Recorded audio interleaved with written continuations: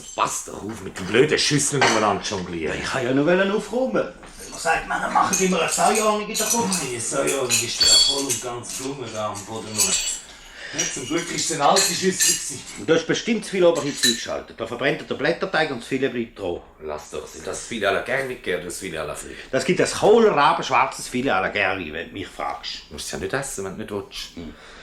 Ja, komm, lass das Filet jetzt die Räte nicht mehr auf. Gehen wir in meine Bude und weiterarbeiten. Bis wir fertig sind, ist das Filet auch fertig.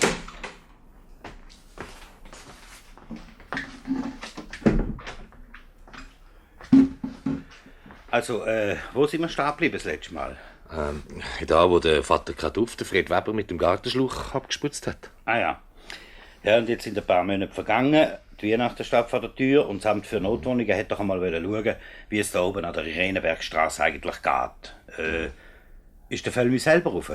Nein, der hat doch seine Sekretärin, das Fräulein Brunner, raufgeschickt. Und die hat nur das Maul aufgesperrt über all das, was sie gesehen und gehört hat. Nein, Sie, Fräulein Brunner. Der Kartuff schafft nicht mehr in der Fabrik. Aus und fertig mit dem Löchli bohren. Haha, der Herr Direktor Zellweger braucht mich jetzt für bessere Arbeit in seiner Villa. Haben auch den Garten gemacht und fast in der ganzen Umgebung. Und so habe ich jetzt halt einen Haufen zu tun. Ne?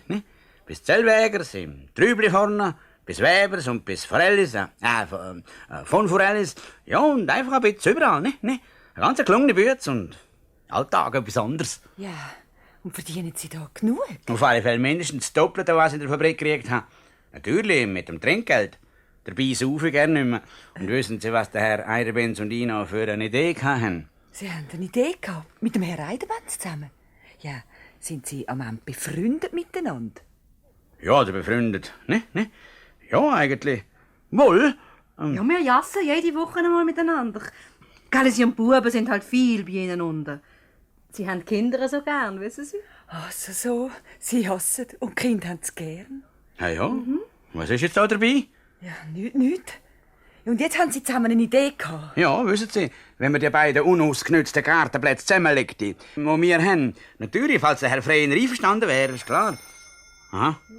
Gang mal aufmachen, Freini. Wer ist auch das wieder? Sicher wieder einer mit einer kaputten Wasserleitung. Ja, gang schauen. Eben, wo bin ich jetzt stehen geblieben? Ah ja, im Garten. Wenn man die beiden Plätze zusammenlegt, könnte man dort doch einen verschammt schönen Gemüsegarten machen. Es ist nämlich eine fantastische Lage. Und ein guter Boden. Pastrizier Hummus. ne? Wenn ich hier eine kleine Gärtnerei dürfte anfangen. Der Herr Eiderbenz, der Herr Freiner. Was? Das ist jetzt prima. Der kann ihn gerade etwas fragen. Bitte, kommen Sie nur rein, der Herr. Jetzt wieder an. Grüezi. Ja, schon recht. Keine Zeit für lange Begrüßungszeremonie. Sie kann ich doch. Sind Sie jetzt nicht Sekretärin vom Amt für Notwohnungen? Und Herr Völmi? Jawohl, ganz richtig, Herr Freiner. Aha. Sehr schön. Ertappere Verschwörung also so quasi im Flagranti. Herr Freiner, wenn Sie meinen, dass Sie... Was ich meine, wollen Sie fähig mir verstanden. Soll doch niemand meinen, ich habe keine Augen im Kopf. Das hat ja gar niemand behauptet. Sie haben meine genug Augen im Kopf gehabt, dass zu sehen, wie ordentlich und nett es in Ihrem Haus geworden ist. Alles dank unserem lieben Herr Kartuff. Ja, ich darf wohl sagen, meinem Freund Kartuff. Freund? Freund haben Sie gesagt? Ja, Freund. Ja, warum nicht Freund? Also, das ist jetzt schon noch prima, dass Sie einmal da raufgekommen sind, Herr Freiner. Jetzt sind nämlich schon lange gerne etwas gefragt. Etwas gefragt? Sie, mich? Jawohl, genau Sie. Wissen Sie da, der Herr Eiderbenz und ich, wir haben doch beide da vor unserem Garten da der riesige Platz Weserland, ne? Und also da der Herr Eiderbenz wäre einverstanden, wenn ich die beiden Wiesen zusammen am Winter umstechen. Es wäre nämlich ein prima Platz. Und was dem Quartier da fehlt, nach meiner Ansicht, ist eine richtige Gärtnerei, ne? Ich meine, so für frisches Gemüse und Sätzle und ja, was braucht der Mensch nicht alles, ne? So, etwa auch für Kohlköpfe. Klar, warum nicht? Sie müssen ja schließlich auch gelebt haben, ne? Wenn Sie also einverstanden wären, ich täte dann gerne eine kleine Gärtnerei aufmachen. Ich täte Ihnen natürlich schon etwas brennen dafür, das ist klar, ne? Aha. Lieber nicht, ha? Das ist der Gipfel. Da sehen Sie es jetzt. Sie Notwohnungstante Sie. Herr Freiner, ich muss schon bitten. Ach, tun Sie doch nicht so. Hast du schon lange gemerkt, dass ihr mich auf die traurigste Art und Weise reingeklimmt habt? Sie und Ihr sauberer Herr Chef. Also, Herr Freiner, das ist einfach nicht wahr. Wir sind ja selber am allermeisten baff. Und Und überhaupt können Sie das jetzt nicht einfach so vor allen Beteiligten erzählen? Der Beteiligte? Wieso? Wer ist an was beteiligt? Nicht, Herr Eidenbenz. Wir besprechen das doch lieber draussen, Herr Frehner. Wieso? Was sind das für Geheimnisse? Das sind überhaupt kein Geheimnis. Wenn man so himmeltraurig betrogen wird, dann gibt's kein Geheimnis mehr. Nein, nicht für ein Brunner. Brunner. Hören Sie. Das zahle ich Ihnen und Ihrem Notwohnungsamt heim. Ich habe ausdrücklich verlangt, dass Sie mir einen Hundwart einsetzen. Mit Zeugofen, ein Süffel und Schläger oder irgendetwas. Vreni, hebt er auf. Hundwar, Saugofen, Süffel, Schläger. So. Auf die Art haben Sie mich aus Ihrem Haus vertrieben. Und stattdem setzen Sie mir einen Buschel Edelmehl drin. Und jetzt wollen Sie miteinander Gärtchen bäulen. Meliorationen einführen. Aber so geht man nicht um mit dem Freien, so nicht. Sie haben mich durch den Herr Gaduff aus Ihrem Haus vertrieben. Was gibt's das Lachen? Nein, entschuldigen Sie. Es ist ja saukomisch. Da ist nicht der Schuss, aber gewaltig hinten raus. Da ist der Schuss. Hinten raus. Wir werden dann schauen, wer die Sache am Schluss zu komisch findet. Und eins garantiere ich Ihnen. Am Freiner ist noch nie ein Schuss hinten raus. Adieu! Peng. Wohnen stehen durch Wohnungsfrener. Ist das alles wahr? Ist das wahr, Fräulein Brunner? Dass Sie uns die Wohnung nur gegeben haben, damit mich, wie hat er gesagt, Hundwach, Seidenbenzis, aus dem Haus vertrieben. Sie... Ach, das ist jetzt peinlich. So peinlich sagt man dem. Süffel, Saugofen, Hundwar. Mama, hast du gehört? Also, Sie müssen die Sache nicht so auffassen. So, wie muss man denn das auffassen? Ich has ja gedacht, an dem Paradies hätte ja müssen ein beschissener Haken sein. Aber jetzt schreien Sie doch nicht so. Sie sind doch gar kein... Hundwar! Nein, feine, liebe Leute sind Sie und gibt das jedem schriftlich, was haben will. Das kommt natürlich nicht in Frage. Wir ziehen aus. Na heute. Aber Na Herr heute Nacht. Gaduff, Na heute beruhigen Nacht. Sie sich doch. Sie ziehen nicht aus. Sie bleiben da. Und wenn ich muss ausziehen, Sie brauchen viel nötiger anständiges Dach über dem Kopf als mir. Mit Ihrer grossen Familie. Nein. Lieber tue ich dem Frener den Gefallen und gang halt. Mit einem unkobelnden Käber ist mir einer weggefangen die Geduld. Nüdisch. Sie bleiben. Das Parlament noch kann triumphieren. Ich will unter keinen Umständen, dass Sie wegen mir ausziehen. Ich gehen. Wir gehen. Also das kommt gar nicht in Frage. Aber hören Eher Sie gang doch. ich. Nicht Hören los. Sie doch. Nicht los. Wir gehen, gell, Vreni? Aber davon ist doch gar keine Rede. Aber warten Sie doch. Lassen Sie doch Herr Völlmin einmal mit dem Trainer Was habe ich gesagt? reden. Vreni, jetzt ist es nicht so. Jetzt wir gehen. Ich sehe aus, Herr Gaduff, und damit fertig.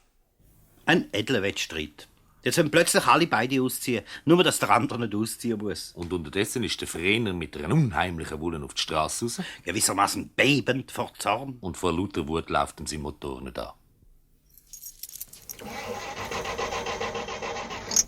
So, komm mal. Kopfstoß.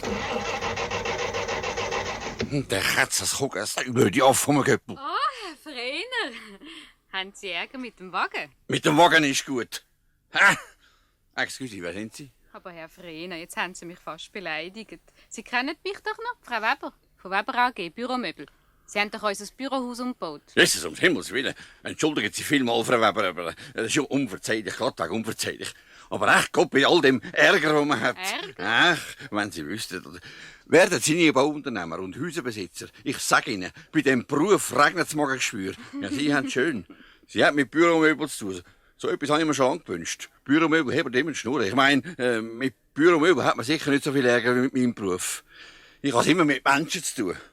Da wird halt einer leicht einmal ein bisschen verrückt. Aber das ist doch gerade schön, wenn man es mit Menschen zu tun hat. Haha, machen Sie keinen Witz, Doch, das ist schön, wenn man es mit Menschen zu tun hat. dass ich nicht lache. Ach, Sie tun ja nur so. Das kennen wir. Typisch schweizerisch. Raue Schale, edler Kern. Hä?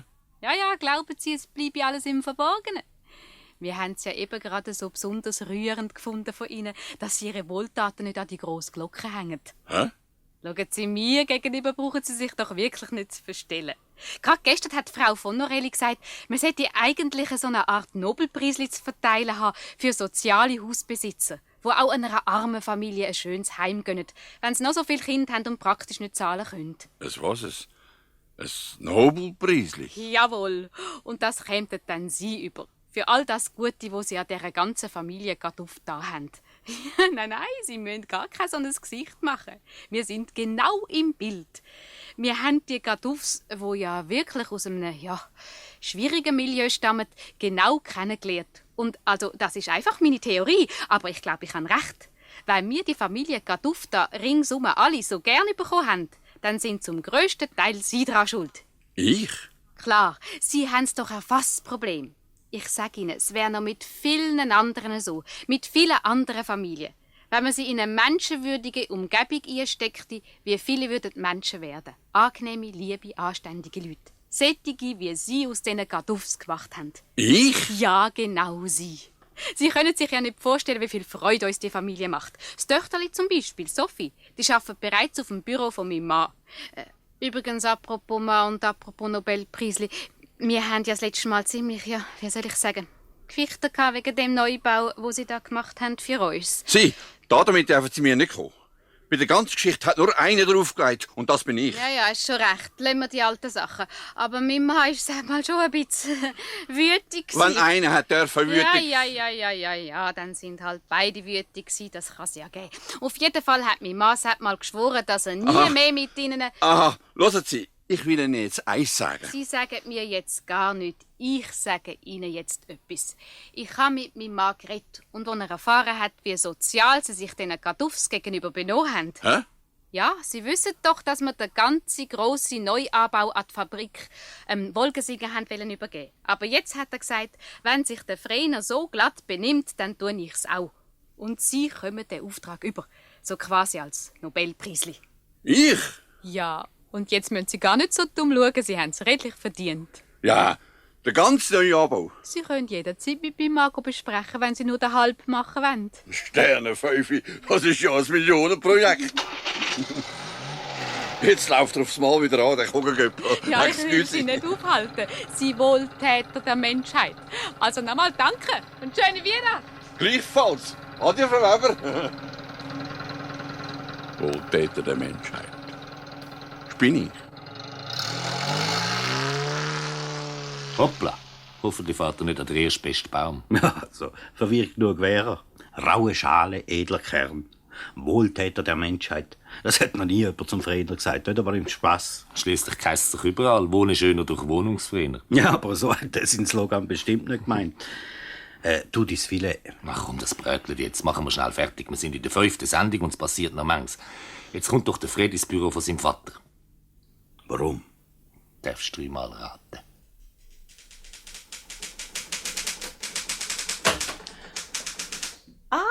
Hohe Ehre, schon wieder der Herr Studiosus. Welcher Glanz in unserer Hütte, Herr Weber.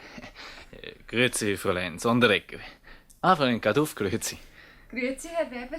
Jeden Tag glänzt der Fang in unserer Hütte. Was führt Sie schon wieder zu uns armen Bürotierli? Was? Ja. Wenn Sie zum Vater? Ich? Ja, so. Ja, klar. Aha, dann will ich ihm schnell mal anrufen, ob er Zeit hat für Sie. Ja, bitte, Fräulein Sonderegger. Oder wissen Sie was? Ich gehe ihn gerade selber fragen. Ganz langsam. Dann können Sie in dieser Zeit noch ein bisschen mehr Glanz in dieser Hütte verbreiten. Ich bin also nach einer kleinen Weile wieder da. Bitte, Fräulein Sonderegger. Oh, du, ich glaube, die hat etwas gemerkt, die Altdruck. So red nicht so vom Fräulein Sonderegger. Die ist ganz ein besonderer Schatz. So, und ich? Bin ich ein alter Servila? Nein, aber ein bisschen ein zurückgebliebener Geist. Was fällt dir auch ein, alle Tage aufs Büro zu kommen? Und dann noch zu meinen, es merke ich niemand etwas. Aber heute habe ich einen Grund.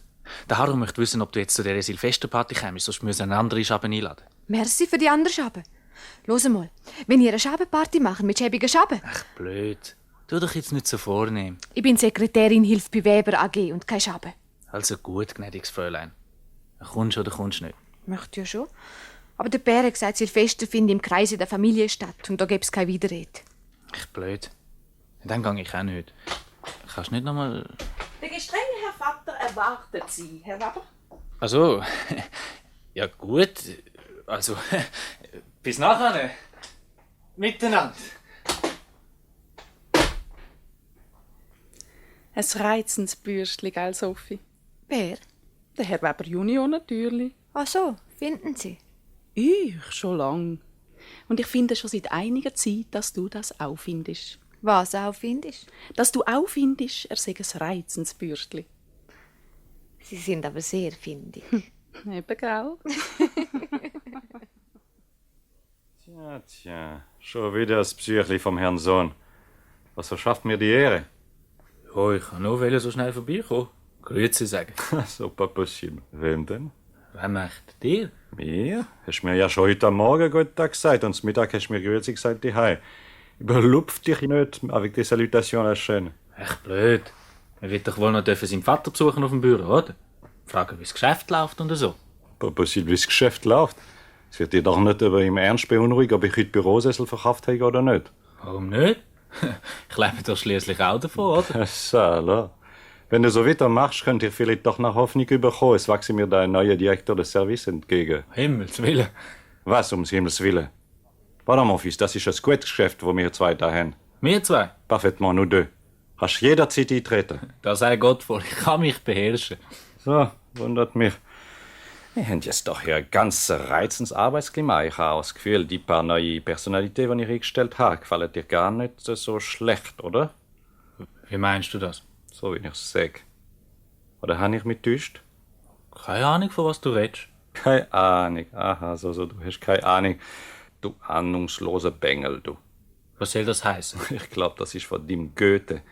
Nur heißt es... Du ahnungsvoller Engel, du. Ja, ahnungsvoll ist der Engel, glaub. Welchen Engel? Also, wenn du keine Ahnung hast, dann habe ich eben auch keine Ahnung. Von was? Mon Dieu, also, wenn weiter Katz und Maus spielen, ich habe keine Ahnung, warum du mal so viel auf mein Büro kommst. Hä? Ja, ich hatte dich wollen... Ja, eben... Was habe ich jetzt wollen? Ah ja, ich hatte dich wollen abpumpen. Bizarre. Hast du vom gestrigen Pump nicht mehr? Doch. Und vom vorgestrigen? Da habe ich auch noch etwas. Ich habe noch gedacht, was hast du, das hast du? Non, mon vieux. F-I-N-I, fini, jetzt ist genug. Kannst du dir nicht eine Ausrede suchen, die ein bisschen weniger kostspielig ist? Was Ausrede? Wer redet da von Ausrede? Ich. Also denk dir etwas anderes aus und denk auch ein bisschen an deine Vorlesung an der Uni und nicht nur an mein Büro, meine ich. Und lass mir jetzt. Je du boulot, mon vieux. Es geht ja gut auf der Uni. So, ja, dann ist ja gut, wenn's gut geht. Also, à bientôt. Und sag doch du so schnell dem Fräulein Kaduff, sie soll zu mir reinkommen. Ja, gerade sofort. Ja, warum denn nicht? Ja, also, dann sag ich's ihr. Ciao. Ciao. Und merkt ihr, ein Philosophiestudent mit schriftstellerischen Ambitionen sollte ein bisschen fantasievollere Ausreden finden. Ich will mir Mühe geben. Dann ist ja prima. Jetzt haben wir uns, glaub, verstanden. Ja, leider glaube ich's auch. Ciao. Quel farfelu. Mais tout ça mène un peu loin. Frau Sonderreger, haben Sie den Brief von du voisin Frère à Genève? Ja, der, was da anfragt wegen einer deutschsprachigen Sekretär. Parfaitement, ja. Ja, etwa vom November. Bitte suchen Sie den doch schnell führen. Ja, bringen Sie mir den Gardine. Danke. Ja, herein. Ah, Fräulein Kaduff. Herr Direktor? Ich habe Ihnen schon 100-mal gesagt, Sie sollen mir nicht Direktor sagen. Wir sind da nicht im Schwabenland oder im Bündner Hotel. Ich heiße Weber. Excuse, Herr Weber. Nehmen Sie da Platz. Danke. Ja, also, Fräulein Kaduff. Wie geht's mit dem Tippen und der Steno? Ja, so lala. Ja, das Fräulein Sonderger hat mir aber gesagt, es ging rapid vorwärts. Hat sie das wirklich gesagt? Meinen Sie, ich lüge? Nein, Herr Weber, so habe ich es nicht gemeint. Aber das Fräulein Sonderegger, ja, sie ist eben auch gar eine Liebe. Sie übertreibt sicher ein bisschen. Das Fräulein Sonderegger, eine Liebe, haben Sie eine Ahnung. Im Allgemeinen zitiere sogar ich von der. Und erst das Büro. Nein. Sie, wenn die jemand lobt, dann kann man sicher sein, dass sie untertreibt. Und darum habe ich, ja, also, um es gerade auszuzeigen, ich habe eine Überraschung für Sie. Eine Überraschung? Für mich? Exactement. Votre français est à peu près parfait, n'est-ce pas? Je ne dirais pas parfait, mais je crois pouvoir m'exprimer. Ja, es scheint mir tatsächlich. Ich habe also quasi eine Schwesterfirma in Genf, die sucht verzweifelt eine deutsche Kraft für aufs Büro. Tipp und Steno müssen noch nicht perfekt sein, aber sie müssen können übersetzen und über sowas weiß ich alles. Ich bin der Firma Du Voisin Frère, heisst es, außerordentlich verpflichtet und ich habe mir gedacht, es würde Ihnen vielleicht Freude machen, einmal ein Jörli oder zwei ein bisschen welsche Luft zu schnuffen. Wie wär's? Oh, das wäre toll. Das wäre für Sie ein großer Vorteil. Ihr Französisch würde dort perfekt, Schule hat es dort auch und Genève, vous allez voir, c'est une ville formidable. Es ist nur wegen... Wegen? Ja, wenn ich so lange fortgehe. Ich meine, wegen meinen Eltern. Der Zustub, den sie haben durch meinen Lohn.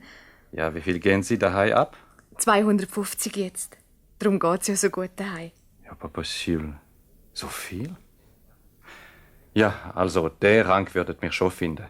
Die Du Voisin müssen halt ein bisschen mehr zahlen oder ich lege etwas zu, so quasi als Ausbildungsgeld. Ja.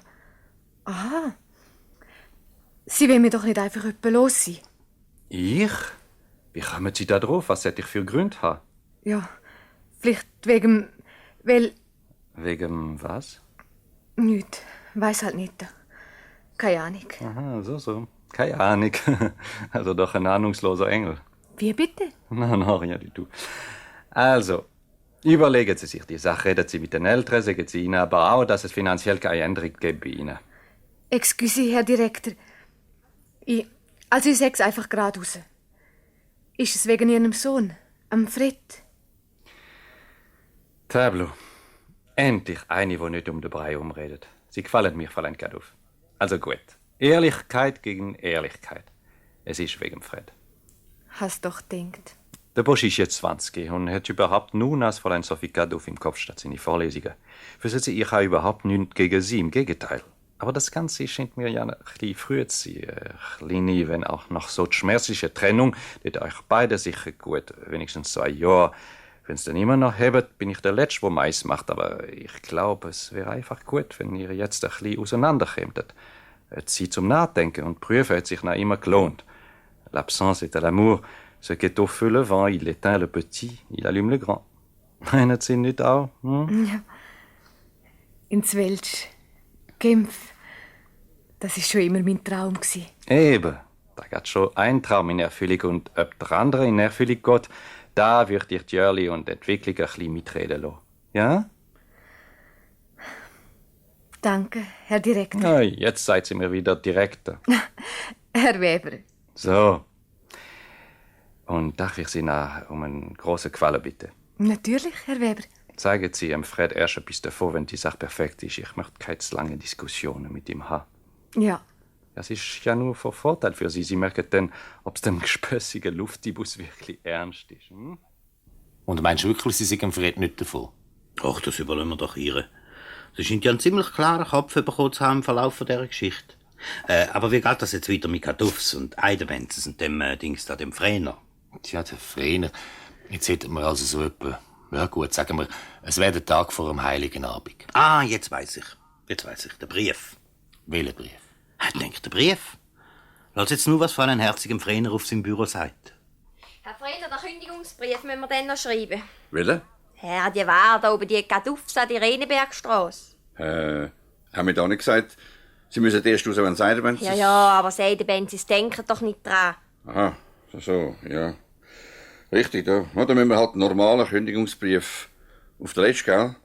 Auf den Termin 1. April. Da können Sie einfach das Formular nehmen. Gut, dann mache ich das gerade noch. Oder, nein. Nehmen Sie nicht das Formular. Schreiben Sie ein bisschen netter. Zu unserem großen Leidwesen wegen besonderen Umständen. Trotzdem Sie uns als Mieter Freude gemacht haben. Was? Was ist? Nicht soll ich denen schreiben. Solche, die wir nur geduldet haben, die wir schon längst... Ja, aber Sie haben sich ja als Mieter sehr bewährt. Bewährt? Ist Ihnen nicht gut, Herr Freiner? Wenn ich Ihnen sage, Sie sollen nicht schreiben, dann schreiben Sie nicht, verstanden? Ich kann das kein Diskutieren von meiner Anordnung anfangen satt. Ich will mir doch schließlich erlauben dürfen, mit anständigen Mietern einen anständigen Ton anzuschlagen, ohne dass wir das gnädige Fräulein herzig abfuhren. Ja, ich habe ja... Sie haben einen außerordentlich anständigen und liebenswürdigen Brief geschrieben und sonst nichts. Und wenn Sie keinen anständigen und höflichen Brief zusammenbringen, dann können Sie sich selber Kündigung schreiben. Aber unhöflich. Bitte? Wenn Sie so höflich sein muss, dann diktieren Sie mir doch den Brief. Ja, also, gut. Bitte. Bezugnehmend auf unsere Abmachung nehme ich höflich Bezug, dass Sie die Ihnen von uns überlassene Wohnung binnen 3 Monaten auf den 30. März... Binnen. Ist etwas nicht recht? Also unsere vordruckten Kündigungsbriefe sind einmal höflicher. Dann machen doch Sie's. Hat doch gedacht, es fällt Ihnen schwer, höflich zu sein. Wieso? Gerade letztens hat mir ein Kunde von uns gesagt, ich sei ein Muster vom sozialen Wohnungsvermieter. Sie? Jawohl, ich. Man hat schließlich doch auch ein Herz im Leib. Sind nicht alle aus Stein, so wie Sie. Aber Herr Frehner, seit 2 Jahren predigen Sie mir Härte. Härte ist schon recht, aber mit Maß. Sie müssen eben lernen, menschlich zu denken. Ich? Ja, wie ich. Jeder Mensch sollte das lernen. Oder glauben Sie, das sei auch unmenschliche Härte, wenn ich Ihnen da so eine Gratte anrühre?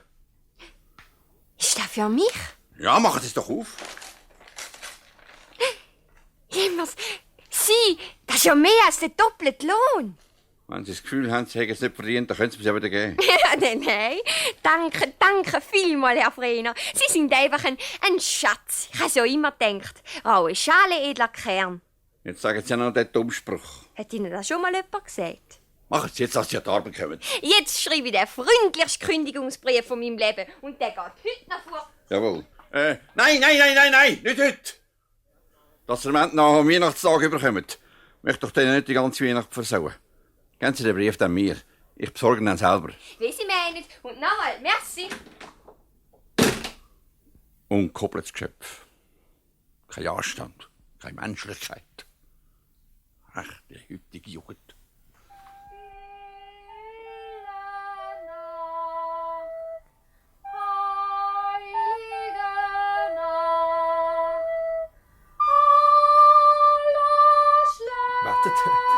Wartet mal, das ist ja ganz rührend. Das ist ja so wirklich ganz reizend. Es macht mir gerade Lust, wieder mal in Klaviertasten zu längen. Wartet, ich begleite. Ja, Papa, mach du das. Ja, ihr singt alle mit. Fangt gerade noch mal an. Also.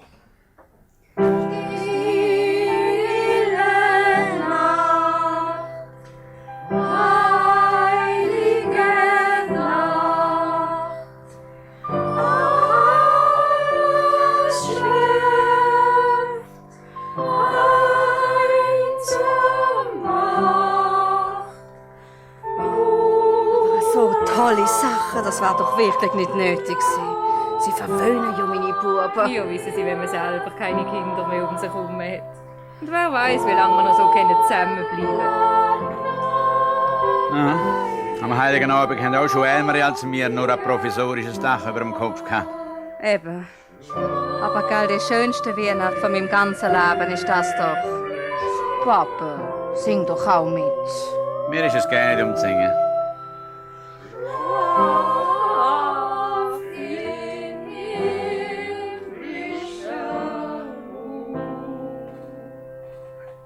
Bravo, Herr Reidenberg. Schön ist es, Papa. Bravo, Kinder.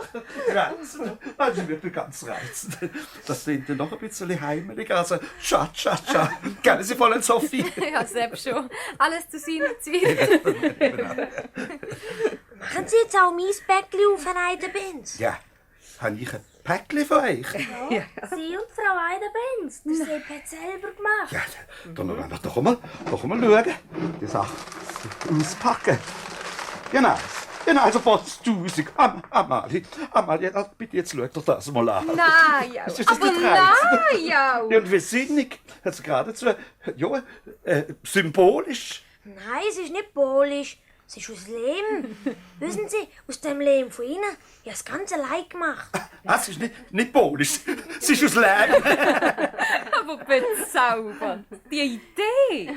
Hast du dir selber gehabt? Ja. Das Kanarienvögel, das auf dem Katzenbus in seinem Kopf oben sitzt. Ja, es ist einfach ein Vogel. Ich habe halt gedacht, weil Sie Kätzchen und Vögel gerne haben, mache ich beide gerade zusammen. Ja, nein, es ist also wirklich bezaubernd.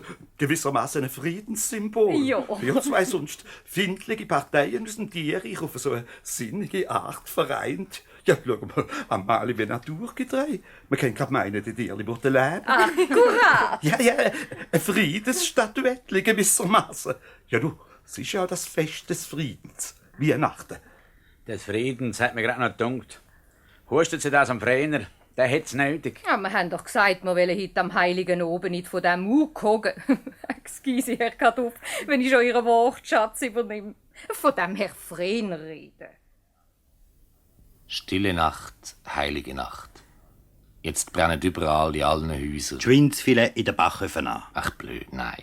Die Kerzen auf den Weihnachtsbäumen, überall werden die alten, schönen Lieder gesungen. Da und dort brennt ein Braten an im Backofen. Jetzt hör mal auf mit dem blöden Braten, immer denkst du an das. Ich denke nur an unser Filet. Denk jetzt lieber an unser Stück, jetzt, was so feierlich wird, wo die ganze Stadt in grosser Einigkeit und im wohltuenden Frieden vor dem Weihnachtsbaum sitzt. Es duftet nach Tannen und Weihnachtsgutzli und alles ist glücklich. Zum Beispiel bis Webers Zuhause, Büromöbel en gros. Der Fred sitzt da wie ein geschlagenes Hündli und der Vater Weber sagt: Ich finde rolle Babin, Fred. Passen dir deine Geschenke aber nicht, oder hast du zu viel Truthahn verschluckt? Nein, es ist alles in Ordnung. Die Geschenke sind wunderbar. Danke vielmals. Und Truthahn hast du gar keinen angelangt. Was ist? Du bist doch sonst kein Kostverächter, oder? Ist das nicht gut? Mal, es ist alles okay. Aber außerordentlich nachdenklich bist. Was studierst du auch? Hä? Aha, vielleicht französische Literatur. Jetzt grad. So, Fred, komm, verwach. Ja, eben. Wegen der französischen Literatur. Es ist einfach keine Sache. Also, mit der französischen Literatur ist es eine keine Sache. Ja, mit der französischen Literatur ist es eine keine Sache. Ja, dann ist es schon eine keine Sache, wenn das eine keine Sache ist mit der Literatur française. Also was schwätzt ihr auch für einen Blödsinn zusammen? Wieso ist es eine Keibensache und was ist eine Keibensache an dieser Literatur française? Ja, was? Hey, das Französisch. Die französische Sprache. Aha, du meinst, es sei eine keine Sache, dass die französische Literatur französisch geschrieben ist. Nein. Ja, der Scheibe Balzac hätte denn nur Deutsch geschrieben. Blöd. Nein, ich meine nur, wenn einem die richtigen sprachlichen Grundlagen fehlen. Man sollte eigentlich an eine französische Universität. Tiens. Je t'ai pourtant toujours dit de parler français, mais tu ne voulais pas. Ja, schon, aber... Alors, qu'est-ce que tu veux exactement? Ja, also, ich hätte eben noch einen Weihnachtswunsch. Wegen meinem Studium, weisst. Ich habe einfach das Gefühl, ich habe schnell Fürschi, wenn ich in französischer Umgebung... Fürschi mit was? Mit der französischen Literatur? Klar, mit was denn sonst? So. Ja, pass mal auf. Du willst an eine französische Universität. Aber wir haben doch gesagt, du machst das dann im 5. Semester. Ja, schon. Aber ich habe das Gefühl... Gut, wegen mir d'accord. Das Semester fertig und dann gehst halt einmal ein Semester an die Sorbonne auf Paris für ein Essay. Ja, wieso denn jetzt auch? Wieso nicht?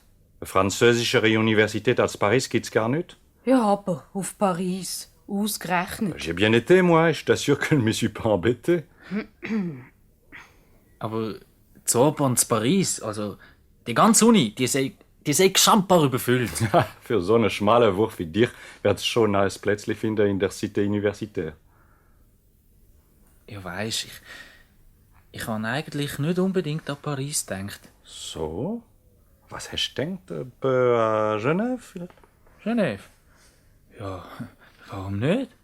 Genf hat's auch. So, Genf. Da muss ich dich leider enttäuschen. Ich möchte unter gar keinen Umständen, dass du von Genf heimkommst mit... Mit was bitte? Mit einem Genfer Akzent in dem Französisch.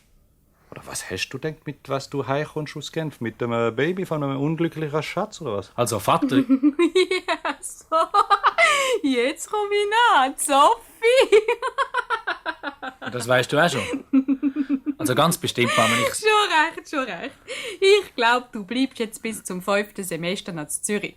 Die Chance, dass Sophie übers Weekend zu ihren Eltern auf Zürich fährt, ist viel grösser, als dass sie Alpoten abstechen nach Paris macht. Also wenn ich meine, ich hätte bei dieser ganzen Sache an Sophie gedacht, dann... Fred, am Heiligen Abend lügt mir nicht. Hoppla. Das habe ich ganz vergessen. Du darfst dann wieder anfangen mit Schwindeln, wenn Sophie zu Genf gefunden ist. So lehren nicht so Sachen. Den muss ich doch nicht mehr lehren. Der hat's doch schon dick hinter den Ohren. On connaît ça, c'est un Weber. Aber ich bin eben auch ein Weber und die merken alles. So, und über das aber wird ich jetzt einmal lyrisch. Matti, seid nur schnell, weißt du, wegen dem Filet? Halt, nein, lass jetzt. Ich weiss doch schon die nächste Szene. Die Kerzchen an den Weihnachtsbäumen sind verlöscht. Die Kinder sind mit ihren Baby und Spielsachen und mit feuerroten Backen ins Bett. Eisblumen glitzern an den Fenstern. Draussen fällt leislich Schnee. So komm, es langt jetzt mit der Lyrik. Also gut, draussen fällt leislich kein Schnee. Und sie geht auf, sind auch ins Bett gegangen nach dem schönen Tag. Aber es können beide nicht schlafen.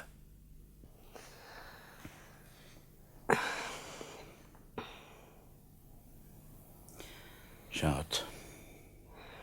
Was meinst du? Was soll ich schon meinen? Ich meine einfach, es ist angeguckt, schade. Ja, ich weiss, was du meinst. Sicher, schade ist es. Und jetzt geht so viel fort. Und ausgerechnet auf Genf. Jetzt bist du einmal auf Montage gewesen. Mhm. Hoffentlich kommt sie dann ein bisschen anders heim als du selber. Musst jetzt wieder die alte Geschichte für ihn holen? Ja, wird doch noch mal dürfen, ein Witzchen machen. Aber gescheit eingefädelt hat es der Weber. Ja, es ist... der hat ja den ganzen Zürichberg auf den Kopf stehen. Mit der Tochter vom Balzgeduch wieder so Familien einheiraten täte. Es ist sicher gescheiter. Reich und arm, das gehört nicht zusammen. Aber eine nette ist das gleich, der Frau Weber. Wenn ich denke, Sophie als Frau Weber Junior, Büromöbel en gros. Wenn ich denke. Du sollst aber nicht denken. Man soll nie Sachen denken, die einfach nicht möglich sind. Man wird sonst noch ganz verrückt. Denk lieber, was mit uns geht. Mensch, ich denke nicht daran. So schade, dass wir jetzt ausziehen müssen. Oh, meinst du echt, wenn ich der Völmi eingewartet? Vielleicht wieder in eine Baracke. Gerade nach Weihnachten gehen wir zu einem aufs Büro. Wer mich? Der Heidebenz. Der Heidebenz hat mir heute Abend gesagt, er käme mit. Wieso? Er will halt uns verraten, nicht, er will einfach nicht, dass sie künden und er will die ganze Abmachung wissen. Eben den ganzen Krampf kennenlernen, den der Vereiner und der Völmi miteinander gemacht haben. Hinter unserem Rücken. Ach, was soll denn das jetzt noch nutzen? Ein alter Hut nützt. Aber ich habe es nicht ausreden. Du willst doch künden, oder? Was heisst, willst? Ich muss. Und die ganze Bühne, die ich da oben angefangen habe. Ja, vielleicht nicht mit der Zellweger wieder in die Fabrik. Schon ein Schade. Das hätte dann auch verschämt schöne Gemüsegärten gegeben. Ja, no.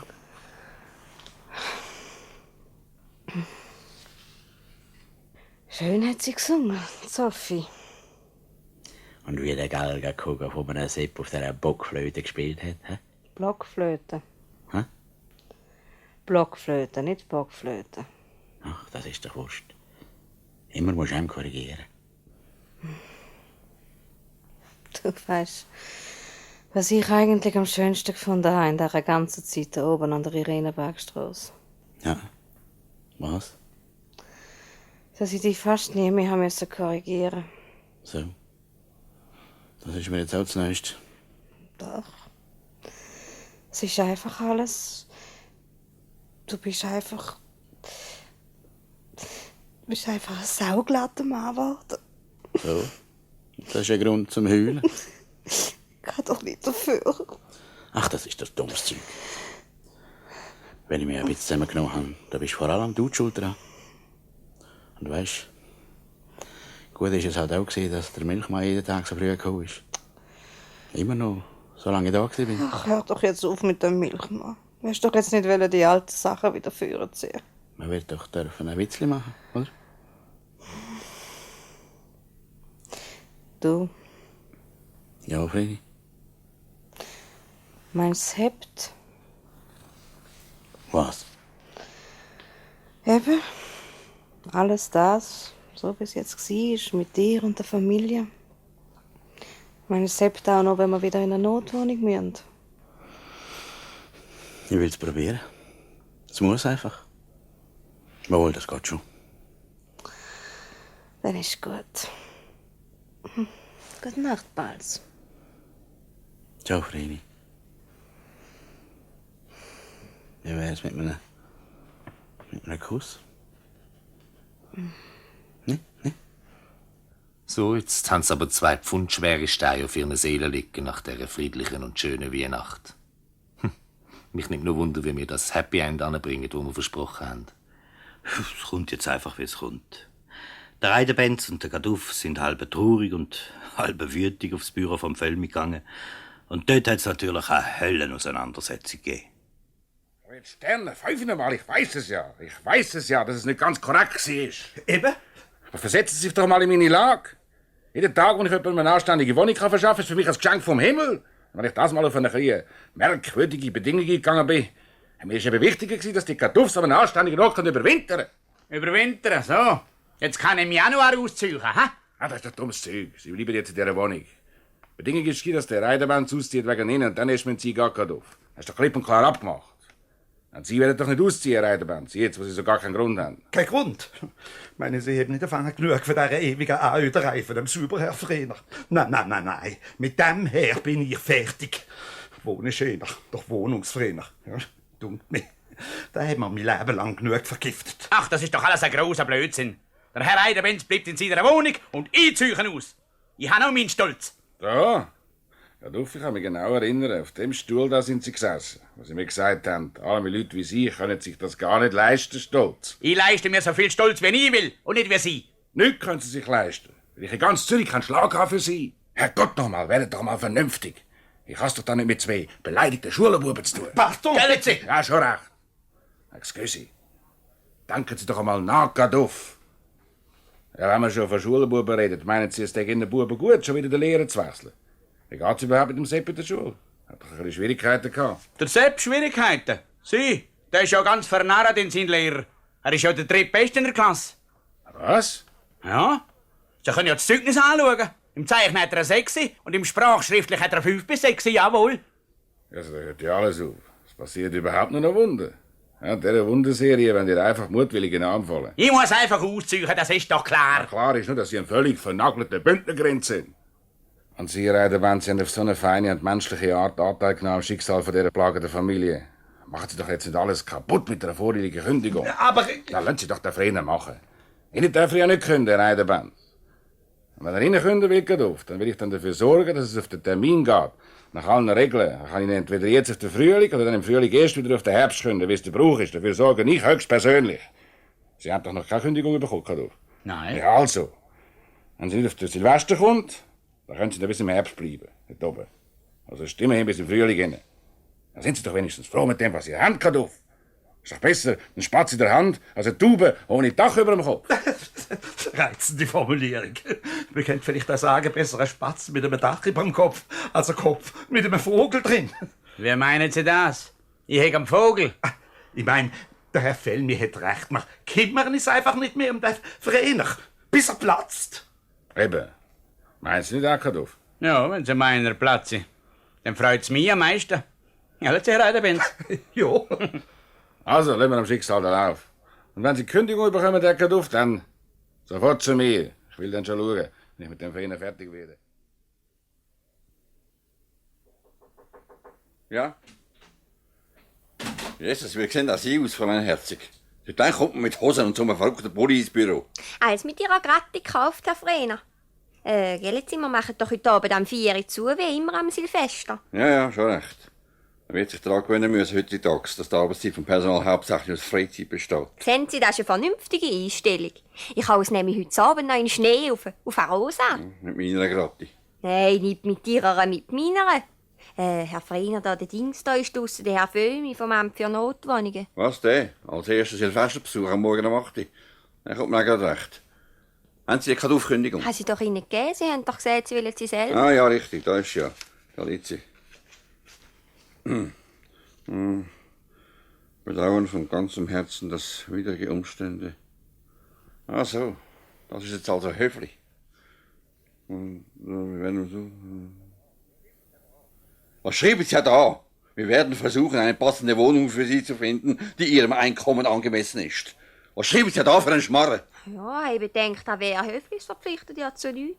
Und Sie sind doch neuerdings ein sozialer Wohnungsvermieter. So, es langt. Sagen Sie dem Vogel, er soll reinkommen. Gut, wird's dem Vogel melden? Excuse, da kommt der Vogel. Was?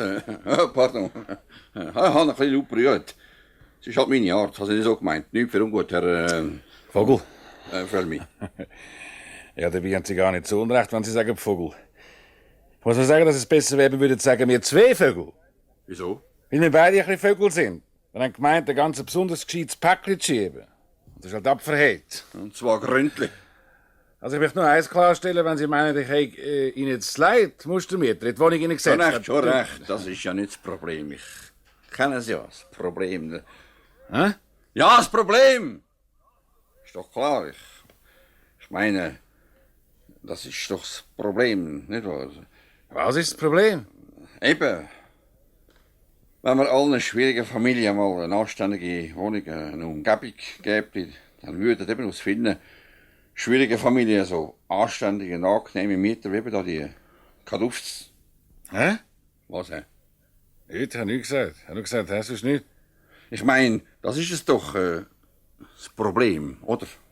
Ja, wie sagen Sie das? Aber dass Sie das sagen? Wieso soll nicht ich das sagen? Ich weiss doch das quasi aus Erfahrung. Man gibt sich ja alle Mühe, ein sozialer Vermieter zu sein. Sie? Jawohl, ich! Entschuldigen Sie, ich bin ein bisschen ein aufblasender Charakter, aber das heisst ja gar nichts. Raue Schale, edler Kern. Ja, also, wo sind wir stehen geblieben? Raue Schale, edler Kern. Ah ja, also, aber so edel kann ein Kern gar nicht sein, dass er nicht... Also, Sie wissen, ich bin Geschäftsmann. Die Wohnung an der Irenenbergstraße ist gut und gern 500 Stutz wert im Monat. Ich muss also den Kadufs künden. Oje, oje. Ich mache also das so. Moment mal. Herr Herzig, kommen Sie mal rein. Ja. Ich werde das persönlich tun. Und um das ich das Herz machen für die Bündnerfamilie, die haben doch Buben. Ja, natürlich. Herr Freiner? Verstehen Sie etwas von elektrischen Eisenbahnen? Ich? Wieso? Ach, das ist ja Wurst. Kaufen Sie irgendwo eine elektrische Eisenbahn für, ja, etwa für 200 Stutz. Für die Kinder von Kadufs, um ihnen die Kündigung ein bisschen zu versüßen. Für wer? Für Kinder von diesen Kaduff? Entschuldigen Sie, Herr Freiner. Aber sind Sie aber kürzlich in die Heilsarmee eingetreten? Herrgott, Sterne, man will doch einmal im Leben dürfen anständig sein, ohne dass einem die ganze Welt für verrückt haltet. Ich gehe am Silvesterabend bei den Kadufs vorbei und bringe dem Kind eine Eisenbahn und dann Kündigung. Wenn ich jetzt schon mal den Ruf habe von einem sozialen Wohnungsvermieter dort oben im Quartier. Es bleibt mir ja nichts anderes. Was würde ja doch Frau Weber sagen dazu? Wo ich eine neue Möbelfabrik machen für die. Entschuldigen Sie, ich bin nervlich völlig auf den Felgen. Ja, Sie sollten mal ausspannen, Herr Freiner. Vielleicht kaufen Sie mal eine elektrische Eisenbahn für sich selber. Das ist ein so glattes Hobby. Und ohne Hobby kommt doch ein Manager heute nicht mehr aus. Oder dann viel zu früh ins Grab. Oh je, der ist jetzt grusige Klemme gekommen. Menschenfreund wider Willen. Infolge Neubaus. Mich nimmt nur Wunder, was Seidenbenzes und auch Kadus für Augen machen, wenn der jetzt mit der elektrischen Eisenbahn am Silvesterabend an der Irenenbergstraße erscheint. In der einen Hand Eisenbahn, in der anderen Kündigung. Also er läutet zuerst bis Kadufs. Aber da meldet sich niemand. Warum nicht? Er will die ganze Familie tun, bis Seidenbenzes eingeladen ist. Ja, nun, dann läutet er halt bis Seidenbenzes.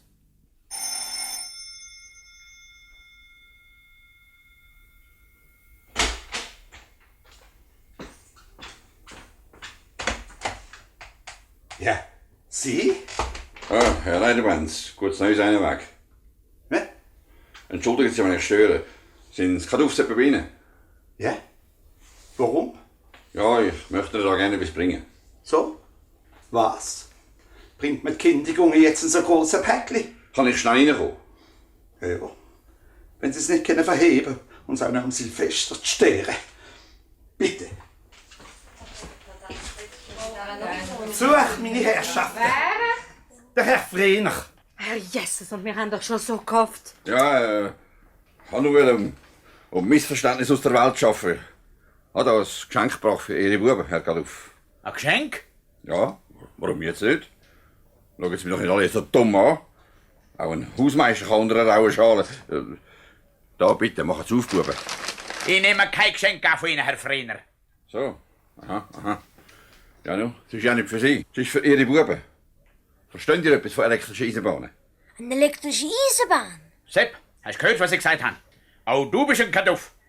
Von dem nehmen wir kein Geschenk an. So, kein Geschenk. Aber ein halbes Jahr für 100 Steinmonate in so einer Villa wohnen. Und dem sagen sie, sie nehmen kein Geschenk an. Das ist etwas anderes. Ich will nicht. Papa! Es ist doch der Gipfel. Gibt man sich Mühe, anständig zu sein, macht man eine Schäste, um den Krach zu begraben und dann... Ja, Sie haben den Kartoffelbuben eine elektrische Eisenbahn gebracht. Ja! Und wenn sie nicht wollen, dann rühren sie zum Fenster raus, samt der ganzen Familie. Und wenn sie recht schauen, sind sie draussen. Ja, ich glaube, also der Herr Kartoffel könnte sie alle kaum zum Fenster rauswerfen. Aber woher denn plötzlich der seltsame Gesinnungswandel? Was heisst Gesinnungswandel? Gib ja zu, habe vielleicht ein bisschen raue Schale. Ja, aber Sie werden doch nicht behaupten, dass der drunter ein edler Kern sei. Hä? Ach, hören Sie mir doch endlich auf mit dem blöden Spruch. Verstehst du etwas von elektrischen Eisenbahnen? Ich? Nein. Ach, nicht einmal davon haben Sie eine Ahnung. Als Bub bin ich Hirsch mit Eisenbahnen. Also, packen wir mal die Sache aus, oder nicht? Oh, So. die Loki. Jetzt schau da. Ja, das ist ein Gotthardlokchi. Ach ja, da hat es auch Barrieren, oder? Und ein richtiges Tunnel. Ja, wenn wir da könnte den Tisch auf die Seite schieben, könnte man sich schnell aufbauen. Nehmen Sie auch ein Glas Punsch, Herr Frener? Keine Zeit jetzt, später vielleicht. Also, hopp, hopp, schnell den Tisch auf die Seite. Wir haben nicht so viel Zeit. Bauen wir den Schmarrn schnell auf und dann hau ich es wieder. Und alle fangen an zu helfen. Der Herr Frener ist ja schliesslich Bauunternehmer, der weiss, wie man so ein Eisenbahngelände zusammenstellt. Gut. Nein, Sterne, Feubi. Da muss ich eine Barriere ran. Da kreuzt aufs Gleis eine Strasse. Haben Sie kein Spielzeugauto? Voll da oben. Also, dann holt sich schnell. Und sie sind so vertieft in das Aufbauen von dieser imaginären Gotthardstrecke, dass sie gar nicht merken, dass der Frieden auftaucht ist. Herr Kaduff, ich kann nur fragen, darf Sophie wirklich nicht mit mir kommen? Halt, stopp! Grüezi, Herr Frener. Sie müssen doch dort Barrieren einlassen, die dazukommt. Und Sie nehmen sich frische Schuhe vor dem Tunnel weg da. Das gibt's ja als Unglück. Papa, der Fred hat gefragt, ob ich nicht an die Party darf mit ihm. Weißt du, die vom Harro? Alles einsteigen. So, abfahren. Also, wie Sie meinen. Dann fahren wir zwei halt jetzt ab. Was? Ja. Aha, also dann, schau. Aufpassen, da die Signale wieder auf Rot. Ja, Kopfschutz, da muss der Zug halt warten. Und ein gutes Neues alle miteinander. Jetzt ist der ganze Zug ins Gleis. Rettungsmannschaften. Ja, ja, gesagt, die kaufen sich Fänge. Da schau sie dir an, Fred. Unsere Vorbilder. Und solche Halbschwache nennen uns Halbstarke. Sehen eine elektrische Eisenbahn und dann werden sie alle auf Eidätsch kindisch. Das sind jetzt eben die leuchtenden Beispiele, wo wir uns daran halten müssen. Also, ciao, Sophie. Noch Gang halt. Die Männer sind jetzt halt ein bisschen beschäftigt. Ein gutes Neues, Sophie. Danke, gleichfalls. Ihnen auch, Herr Wahler. Alles gut. Danke Aber vielmals. Sophie soll denn nicht spät heimkommen? Nein, ich passe schon auf sie. Adi, Frau Kaduff. Also, Wiedersehen, Herr Weber. Adi miteinander. Ich höre nicht. Adi, Freidenwenz. Adi, Herr Weber. Und rutschen Sie gut über. Herr Frener, Sie haben schon wieder das Signal überfahren. Sind Sie der Bahnhofvorstand oder bin ich? Ein solcher Bahnhofvorstand wie Sie hockt schon längstens an der Riviera Regensdorf wegen Gefährdung des Verkehrs. Jawohl. Halt! Soli! Freie Fahrt! Nicht so verrückt schnell, Sternenklemmi! Wo bleibt denn das schweizerische Verantwortlichkeitsgefühl, Herr Frener? So, Mama, jetzt! darfst du mir die Zeile mit Weile abholen? Wann ist es denn 12 Uhr? Aha, holt, was ihr wollt. Es geht jetzt nicht mehr lang. Auf Weidebands. Baseli. Ich kann es einfach nicht fassen. Einfach nicht. Es ist doch ganz ein anderer Mann, der Frener. Wenn ich denke, dass die drei jetzt da sitzen und einträchtig zusammen Eisenbahn. Ja, und der arme Sepp und der Kari, die mir Eile mit Weile spielen. Meinen Sie, wir können bleiben? Das wäre ein Glück.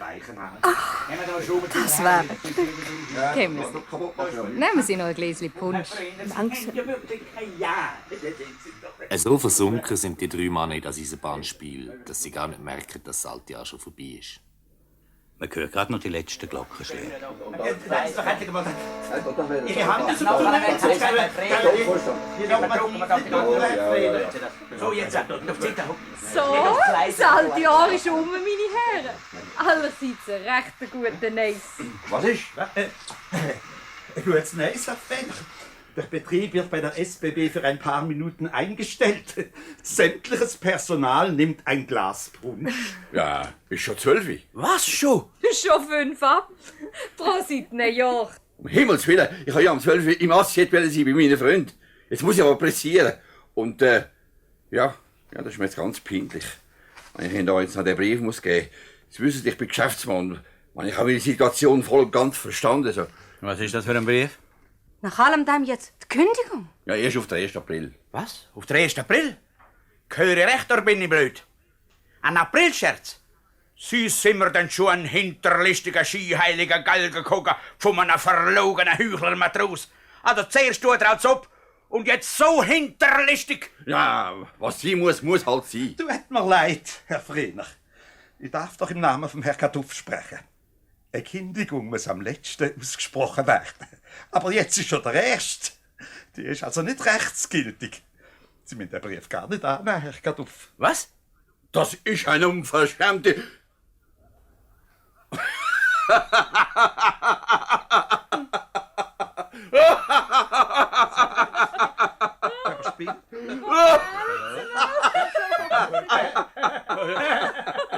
Sie hat... Das ist mir ja noch nie passiert. Das ist...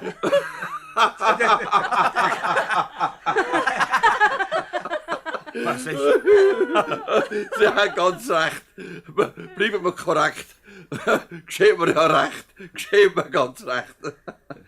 Ja, jetzt können Sie bleiben bis zum Herbst. Aber von jetzt an kostet die Wohnung... Ja, also gut, ich will kein Unmensch sein. Sagen wir 200. So viel? Ja, wenn es Ihnen zu viel ist, bitte. Nein, aber können Sie so viel zahlen? Ja, also, wenn ich meinen Gemüsegarten kann machen mit meinen General-Sutter-Rosen, ne, dann bin ich natürlich schon zufrieden. Ne? Ach, machen Sie, was Sie wollen.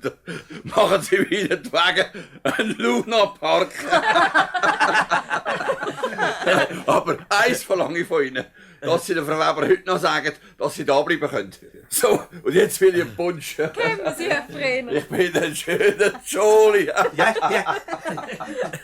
Ja, nur Prost miteinander. Prost,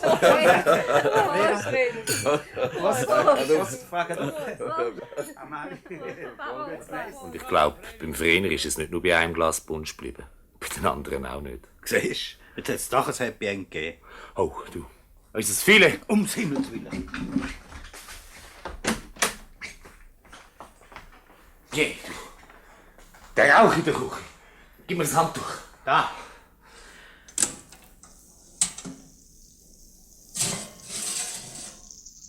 Was habe ich gesagt?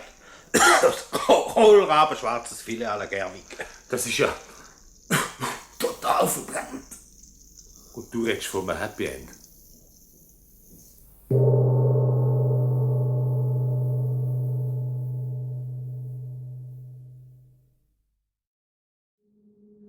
Das war ein Podcast von SRF. Produziert im Auftrag der SRG.